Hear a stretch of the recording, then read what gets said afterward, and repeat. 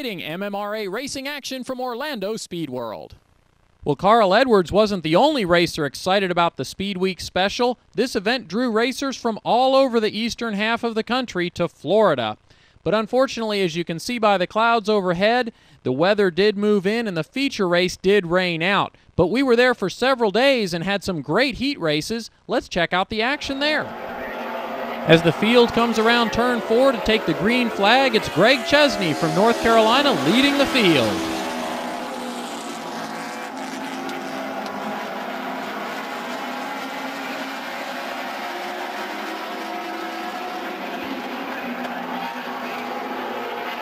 As they come around to complete lap number 1, right behind Greg is the number 00 of Kent Ballage from Indiana, who looks to the inside coming off of turn 2 and takes the lead going down the backstretch. Moving up to second place now is the number 8 of young Chris Wilson, only 14 years old from Tennessee, and he's hot on the heels of leader Kent Ballage. A short time later, here we see the number 16 of Matt Lux get into the back of Nick Profit in the number 25 and take the position going down the backstretch. Coming off of turn 4, our pole sitter is losing another position to the number 52 of Craig Hack, who makes the pass in turns 1 and 2. Then the number 16 of Matt Lux comes up and it makes contact with Chesney and spins the number 16 down to the inside. Here at the halfway point in the race, some of the best battling is in the middle of the pack, with Greg Chesney in the 30, Nick Profit in the 25, all battling right around 4th and 5th positions. Now with just 2 laps to go, the battle up front is still between Kent Ballage in the 00 and Chris Wilson in the number 8, and those two were going to be right together for these last couple of laps. This is some great racing.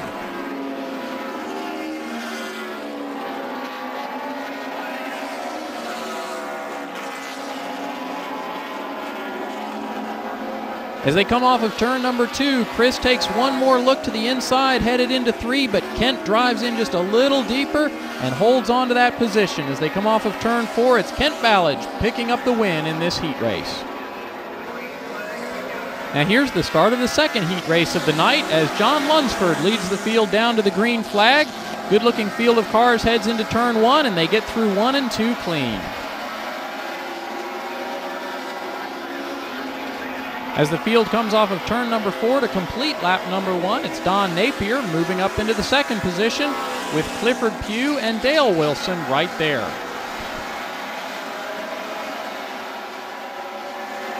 As we jump forward in the race now, we see a great battle developing between the 48 of Tony Cox and the number 90 of Keaton Hanks.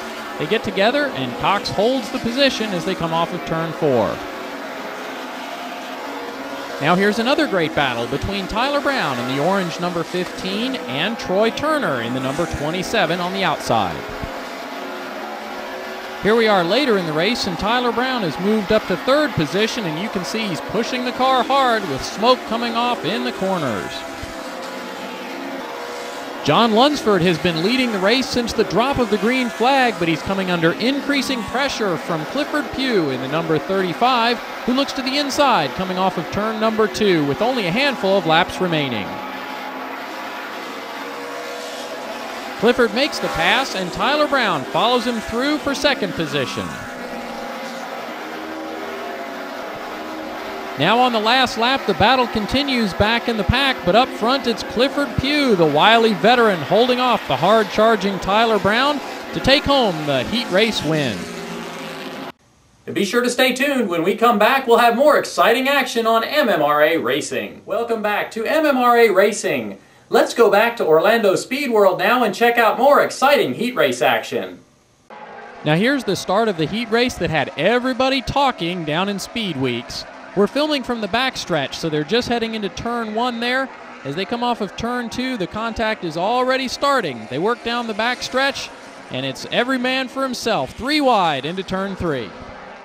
Now watch the left side of your screen as Craig Hack in the number 52 makes contact with the outside retaining wall.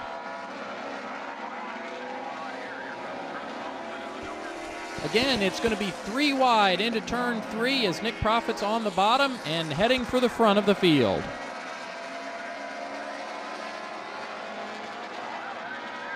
There was a lot of beating and banging in this race as drivers jockeyed for position, but so far everybody kept their cars pointed straight.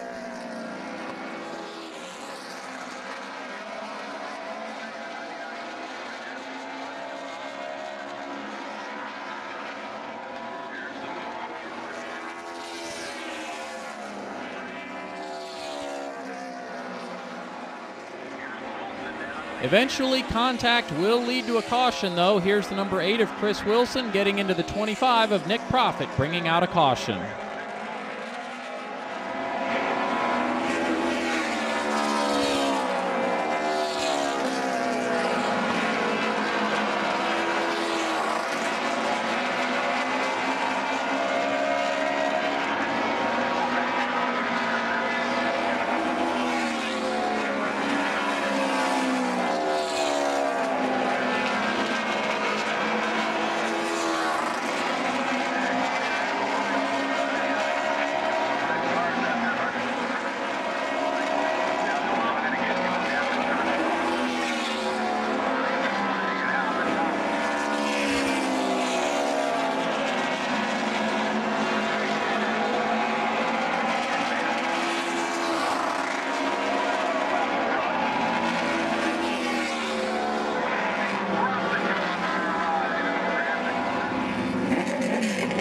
Believe it or not, even with all that beating and banging, everybody was able to finish the race without any major damage.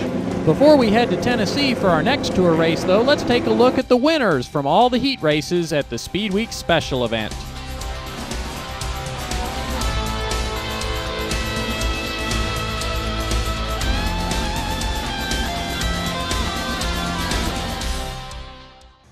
That was some exciting action from Orlando Speedworld. Those Baby Grand race cars put on a great show. Let's take just a minute now and see what they look like underneath the skin and what makes these cars so fast and safe on the racetrack.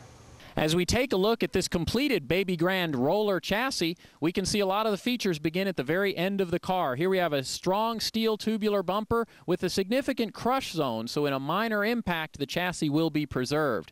As we move farther back on the car, however, we start to see some of the performance items, including an adjustable sway bar and also rack and pinion steering. For racers that are familiar with late model stock cars, this suspension system will look very familiar. It's an upper A-arm and lower control arm system. Strong, heavy-duty spindles, Baby Grands can take a lot of beating and banging and rubbing without destroying the front suspension. That's going to help save you money as you continue to race. And of course, on the four corners of the car, strong racing slick tires for high speeds in the corners. As we look at the interior of the car, however, you'll see that this is a very upscale race car. Let's take a look. The first thing you'll notice about a Baby Grand interior is how well finished all of the body panels are and how closely they fit together. This provides an additional level of safety, but it also means that a Baby Grand race car is always going to look first class at the racetrack.